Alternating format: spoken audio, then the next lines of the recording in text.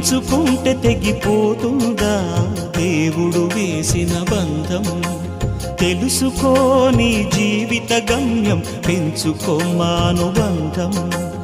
7 అడుగులు నడిచిన వాడే 7 జన్మలు తోడుంటాడు. భర్తగా నిన్ను భరించువాడే బ్రతుకు దీపం వెలిగిస్తాడు. అతని హృదయం నాటి చెరామి, అగ్నిహోత్రమే అందుకు హామీ. అతని హృదయం నాటి చెరామి, అగ్నిహోత్రమే అందుకు హామీ. తెంచుకుంటే తెగిపోతుందా దేవుడు వేసిన బంధం?